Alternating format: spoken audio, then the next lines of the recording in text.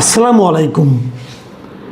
প্রিয় দর্শক, বাংলাদেশের রাজনীতিতে আওয়ামী লীগের বর্তমানে কী অবস্থা, আওয়ামী লীগ আগামীতে কী অবস্থায় থাকবে, আওয়ামী লীগকে আদৌ ফিরে আসতে পারবে কি না, ফিরে আসলে কীভাবে আসবে, বর্তমান নেতৃত্ব যেটা ছিল সর্বশেষ শেখ হাসিনার নেতৃত্বে যে সমস্ত মন্ত্রীরা ছিলেন যারা দেশ ছেড়ে পালিয়ে গেছেন, তারা সহই কি আওয়ামী লীগ আসবে নাকি নতুন নেতৃত্বে আওয়ামী লীগ আসবে, এ সমস্ত প্রশ্ন গত বেশ কিছুদিন ধরে নানা মহলে আলোচনা হচ্ছে। অনেকে প্রশ্নগুলো করছে, কেউ ব্যাখ্যা দিচ্ছে। আজকে আমি এটা নিয়ে আলোচনা করছি এই কারণে যে দৈনিক প্রথম আলো গত বেশ কয়েকদিন ধরেই সম্ভবত 20 তারিখ থেকে তারা ধারাবাহিকভাবে রাজনীতির হালচাল নামে একটা সিরিজ রিপোর্ট প্রকাশ করছে এবং সেখানে কোন দলের কি অবস্থা, কোন দলের কি রাজনীতি চলছে, এগুলো নিয়ে এক একদিন এক একজনের বিষয়ে লেখা হচ্ছে। এটার 5 পর্বের এই সিরিজের শেষ পর্ব আজকে প্রকাশিত হয়েছে এবং সেখানে তারা শিরোনাম করেছে রিফাইন্ড আওয়ামী লীগে সায় নেই, অপেক্ষাতেই দল। মানে বলতে চাচ্ছে তারা এই কথা যে তারা আওয়ামী লীগের যে নতুনভাবে আওয়ামী লীগকে গড়ে তোলার এবং আগের নেতৃত্বকে বাদ দিয়ে যে আওয়ামী লীগকে গড়ে তোলার যে একটা কথা মাঝখানে শোনা গিয়েছিল, সেটা হচ্ছে না আসলে। মানে আওয়ামী লীগের বর্তমান নেতৃত্ব সেটা চাচ্ছেন না, তারা বরং আর আওয়ামী লীগেরও চাচ্ছে না। আওয়ামী লীগের বক্তব্য তারা আগের নেতৃত্বেই দল চায় এবং তার জন্য তারা অপেক্ষা করতে রাজি আছে। এই হলো রিপোর্টের শিরোনাম এবং বেশ বড় রিপোর্ট, আপনারা পড়তে পারেন। নানা ধরনের বিশ্লেষণ ওনারা করেছেন। মিস্টার আনোয়ার হোসেন এই রিপোর্টে লিখেছেন। ভালো, রিপোর্টটা অতটা আমার কাছে মন্দ লাগেনি, ভালো। হয়তো উনি, আমার ধারণা, এই রিপোর্টটা করতে যে উনি বিদেশে থাকা বেশ কিছু আওয়ামী লীগের নেতৃত্বের সঙ্গে কথা বলেছেন, এটা হলো আমার ধারণা এবং তাদের কথার উপর ভিত্তি করে রিপোর্টটা লেখা হয়েছে। এবং আমার কাছে এটাও মনে হয়েছে যে বিকল্প চিন্তা যারা করছেন তাদের খুব বেশি লোককে এখানে ইনক্লুড করা হয় না এই রিপোর্টটা করতে যেয়ে। এটা আমার ধারণা, আমার ধারণা ভুলও হতে পারে, বাট আমি এরকমই মনে করি লেখাটা পড়ে। এবং এই যে বাস্তবতাটা, আমি নিজে পার্সোনালি মনে করি এই বাস্তবতাটা আসলে হয়তো কিছুটা আছে, এটা হয়তো আগামীতে আরও বাড়িয়ে তোলা হবে। কিন্তু আমি নিজে শেখ হাসিনার নেতৃত্বে আবার আগের মতোই, আগের নেতৃত্ব নিয়েই আওয়ামী লীগ বাংলাদেশে ফিরে আসবে, এই তত্ত্বে আসলে আমি পার্সোনালি বিশ্বাস করি না। আমি কেন করি না সেগুলো নিয়ে আপনাদের সঙ্গে একটু আমি কথা বলতে চাই। এতে হয়তো অনেকে দুঃখিত হবেন, বিরক্ত হবেন, হতে পারেন। ভাই, আমি যেটা মনে করি সেটা আমি বলি। আমি কি চাই না চাই সে আলোচনা কিন্তু হচ্ছে না। আলোচনা হচ্ছে কেন হবে না বলে আমি মনে করি, বাস্তবতার আলোকে কেন মনে করি সে কথাটাই আমি বলতে চাচ্ছি। দেখুন, বাংলাদেশে আওয়ামী লীগ ফিরে আসবে অথবা আওয়ামী লীগ ফিরে আসুক, এই লাইনে কথা বলার লোকই এখন কম। কেন কম? এই কথা বলতে গিয়ে কোনো বাধা আছে, কোনো আইনগত সমস্যা আছে? নেই। কেন নেই? এই কারণে সাধারণ মানুষকে, তারা মনে করে যে সাধারণ মানুষকে হয়তো এই কথাটা খাওয়ানো যাবে না, সাধারণ মানুষ হয়তো জিনিসটাকে এভাবে পছন্দ নাও করতে পারে, অথবা এই ধরনের কথাকে যারা অপছন্দ করবে তারা এই মুহূর্তে সমাজে বেশ পাওয়ারফুল, তাদের দ্বারা হয়তো যিনি বলবেন তার ক্ষতিও হতে পারে। এই ধরনের একটা ধারণার কারণে এই আলোচনাগুলি খুব একটা হয় না। কিন্তু আমি নিজে পার্সোনালি বহুবার বলেছি যে বাংলাদেশে যে আওয়ামী লীগ ফিরবে এটা অবধারিত, এটা হতেই হবে।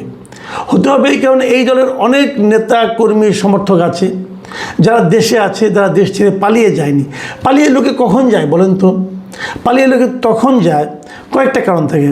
প্রথমত হলো ওনার ভেতরে নিজের মধ্যে কোনো অপরাধ বোধ কাজ করে, তখন পালিয়ে যায়। উনি প্রচুর চুরিচামারি করেছেন, ধান্দাবাজি করেছেন, অত্যাচার করেছেন।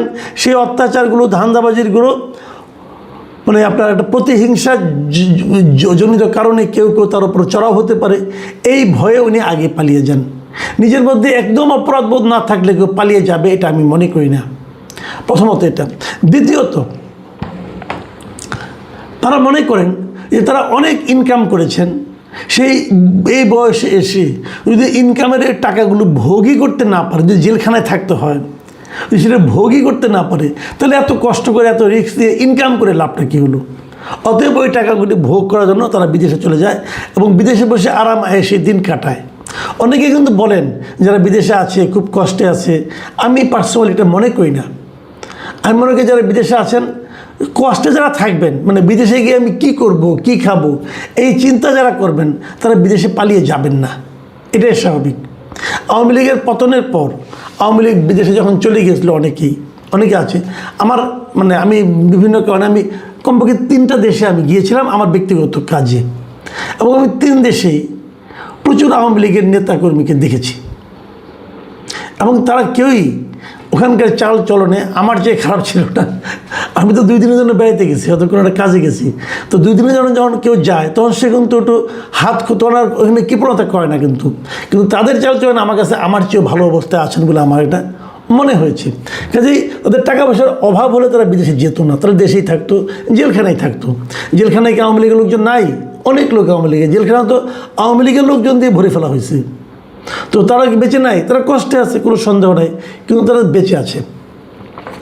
তাহলে এই যে লোকগুলি আওয়ামী লীগের দেশে থাকা অনেক লোককে আমি বলতে শুনেছি, তারা বলেছেন যে এই লোকগুলো আমরা কিভাবে থাকবো দেশে, আমাদের কি হবে না হবে এগুলো চিন্তা না করে তারা আমাদেরকে ফেলে রেখে দায়িত্বহীনের মতো তারা দেশের বাইরে চলে গেছে। কাজেই তাদের প্রতি এই দেশের মানুষের, বিশেষ করে তার দলের লোকদের কোনো সহানুভূতি, কোনো ভালোবাসা আছে বলে আমি মনে করি না। কিন্তু আমি আবার এটাও দেখেছি স্থানীয় লোক যারা আছেন তারা আবার শেখ হাসিনাকে চান, কিন্তু তারা মনে করেন শেখ হাসিনা বিকল্পহীন এবং শেখ হাসিনার কোনো বিকল্প নেই, শেখ হাসিনা না থাকলে দলটাকে ঐক্যবদ্ধ রাখা যাবে না, এমন ভাবনাও কিন্তু দেশের অনেক আওয়ামী লীগের লোকজন ভাবেন। তারা শেখ হাসিনাকে নিয়ে আওয়ামী লীগ পুনর্গঠিত হোক এটা চান, কিন্তু শেখ হাসিনার সঙ্গে শেখ তাপস আসবে, তারপরে বাহাউদ্দিন নাসিম আসবে, শেখ হাসিনা আত্মীয় স্বজনরা শেখ হেলাল, তারপরে আপনার মানে শেখ সেলিম, এরা সব আইসে নিয়ে আবার আগের মতো রাজত্ব করবে, এটা চায় না এখানকার মানুষ। কারণ এই লোকগুলোর সুনাম নাই। বরিশালে যেন সেনিয়াবত ফ্যামিলি, এদের কোনো সুনাম নাই, এরা শেখ হাসিনা পরিবারের লোক, শেখ পরিবারের লোক, এটি তাদের জন্য একমাত্র যোগ্যতা।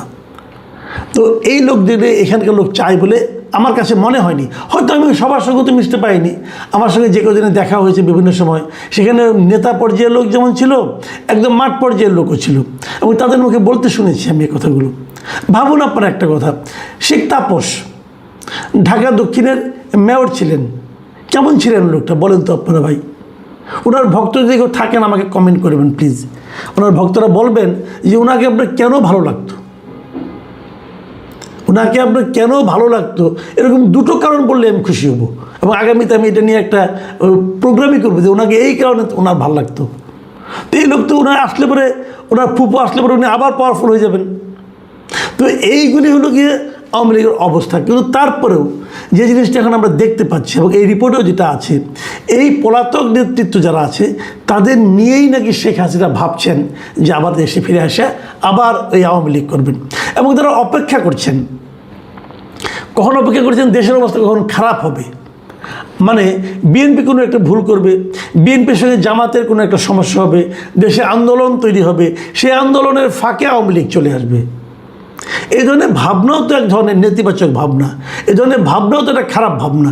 দেখুন আমি একটা কথা বলি, আমার নিজের যেটা মানে অভিমত, সেটা হলো দেশের সরকার যেই থাকুক, সরকার প্রধান কী আছে আমার জানার দরকার নেই, আমি সবসময় চাই সরকার ভালো করুক। কী কারণে চাই? আমি যেহেতু কোনো দল করি না, কাজে অন্য দলকে আনার জন্য আমার কোনো মানে তাগিদ নাই।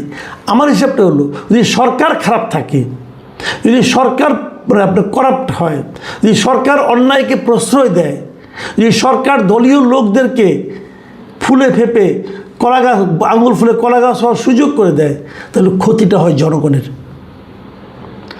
সরকারি পর্যায়ে যে কোনো অন্যায়ের জন্য ক্ষতি হয় জনগণের। জনগণ মানে আপনি। আমি জনগণের ক্ষতিটা চাই না। আমি চাই প্রত্যেকটা সরকারি ভালো চলুক, ভালো চালাক, এবং আগামীতে নতুন সরকার আসবে এই বিবেচনায় যে এরা যতটা ভালো চালাচ্ছে নতুন সরকার তার চেয়েও বেশি ভালো চালাতে পারবে, এই প্রত্যাশায় আমরা নতুন কাউকে আনব। কিন্তু এরা খারাপ করবে, অতএব ওইটা আরেকটা আসবে, এটা আমরা চাই না। আমরা দেখেছি এটা চাইতে যে কী হয়েছে জানেন, এটা চাইতে যে হয়েছে প্রতিবার দেখেছি আগের চেয়ে খারাপটা আসছে, এটা আমরা দেখেছি। কিন্তু ওইটা আমরা চাই না, আমরা চাই সরকার ভালো চলুক এবং নতুন যারা আসবে তারা ভালোর প্রতিযোগিতায় দিয়ে আসুক। কিন্তু ওনারা চাচ্ছেন যে এই সরকার খারাপ করবে, খারাপ করলে পরে তারপরে আমরা ওই চান্সে ঢুকবো। মানে মানুষের কষ্ট বাড়বে, তখন মানুষ এদেরকে ফেলে দিবে, তখন চান্সে আমরা ঢুকে যাব, আমরা ঢুকে আবার আমাদের মতোই কাজ চালাবো। এই জিনিসটা আমরা চাই না। আওয়ামী লীগ আসুক, আওয়ামী লীগ রাজনীতিতে আসুক, আওয়ামী লীগ রাজনীতিতে জনগণের কাছে তার নিয়ে যাক, ম্যান্ডেট নিয়ে যাক। যদি জনগণ আওয়ামী লীগকে সাপোর্ট করে আওয়ামী লীগ আসবে, কিন্তু সেটা ভালোর কম্পিটিশন দিয়ে হোক। আওয়ামী লীগ যে কাজটা করেছিল গত 17 বছর 15 বছরে, আমি জানি না কার কি মত, আমি নিজে কিন্তু আওয়ামী লীগের এই পতনকে আমি কিন্তু দুঃখিত হইনি, আমি খুশি হয়েছি। আমি মনে করি আওয়ামী লীগের জন্য এই পতনটা জরুরি ছিল, কারণ এই পতনটা না হলে অন্যদের শিক্ষা হতো না। কিন্তু শিক্ষা হয়নি, আমি জানি অনেকেরই শিক্ষা হয়নি। কিন্তু আমরা আশা করব এই উদাহরণটার কথা তারা মনে রাখবেন, যে একটা সরকার যখন স্বৈরাচারী হয়ে যায়, একটা সরকার যখন সকল মহলের উপর এক ধরনের নিষ্পেষণ চালায়, একটা সরকার যখন নিজস্ব একটা সিন্ডিকেট তৈরি করে অপরাধের জন্য, অন্যায়ের জন্য, একটা দেশে যখন বিচারহীনতার সংস্কৃতি চালু হয়, ভয়ের সংস্কৃতি চালু হয় এবং গণতন্ত্র ভুলণ্ঠিত হয়, তার এরকম পরিণতি হওয়া প্রয়োজন। সেটাই হয়েছিল। কিন্তু দুর্ভাগ্যজনক যেটা, যারা বিশেষ করে যারা বিদেশে আছেন তাদের মধ্যে কিন্তু আওয়ামী লীগের এই কৃতকর্ম নিয়ে কোনো ধরনের অনুশোচনা নেই।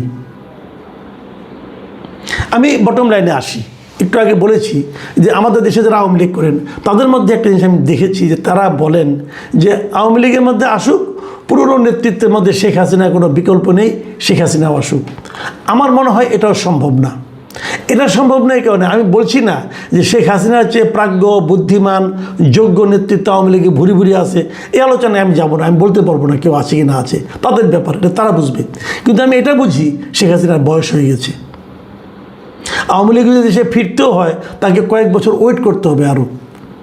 কারণটা হলো এটা যে আওয়ামী লীগের উপর তো নিষেধাজ্ঞা এক ধরনের আছে, তাদের উপর বিচার হবে একটা। সেই বিচারে যদি সেই ট্রাইব্যুনাল যদি আওয়ামী লীগের রাজনৈতিক কর্মকাণ্ড নিষিদ্ধ না করে, তাহলে হয়তো আওয়ামী লীগ আসতে পারবে। কিন্তু সেই বিচারই তো এখনো শুরু হয়নি। সেই বিচার না হওয়া পর্যন্ত, বিচার শেষ না হওয়া পর্যন্ত আওয়ামী লীগের রাজনৈতিক কর্মকাণ্ড তো নিষিদ্ধ। আমি নিশ্চিতভাবে জানি, আমি ধারণা করি যে স্থানীয় সরকার নির্বাচনের আগে সেটা হবে না। তার মানে স্থানীয় সরকার পর্যন্ত আওয়ামী লীগকে এভাবেই থাকতে হবে। এবং সেটা যদি আরও 1 বছর হয়, 2 বছর হয়, ততদিন পর্যন্ত শেখ হাসিনা একটা দলের নেতৃত্ব দেওয়ার মতো শারীরিক সক্ষমতা না থাকবে, এটা আমি মনে করি না। কাজে যারা শেখ হাসিনা নিয়ে ভাবছেন তাদেরকে আমি বলবো, এই ভাবনা না ভাবলে আপনাদের জন্য সুবিধা, আপনার বিকল্প নেতৃত্ব খুঁজতে পারবেন। আর যদি শেখ হাসিনাকে না ভাবেন আপনি, তাহলে বিদেশে পালিয়ে থাকা ওই কাপুরুষগুলোর কথা ভাবতে হবে না। আমি তাদের প্রত্যেকে কাপুরুষ বলি। ভাই দেশে আসেন, ধরা দেন, বিচার হোক, জেলে থাকেন, রাজনীতি করতে আসেন, জেলকে তো ভয় কেন? কাজে সেটা যদি না হয় তাহলে আমি মনে করি আওয়ামী লীগের প্রত্যাবর্তন বিলম্বিত হবে। আর এর আগেও স্থানীয় সরকার নির্বাচনে যদি আওয়ামী লীগ সংঘবদ্ধভাবে কোনো সিদ্ধান্ত নেয় এবং সিদ্ধান্ত বাস্তবায়ন করতে পারে, তাহলে আওয়ামী লীগের প্রত্যাবর্তনটা একটু ত্বরান্বিত হতে পারে বলে আমি মনে করি। প্রিয় দর্শক, এখন এ পর্যন্তই। আল্লাহ হাফেজ।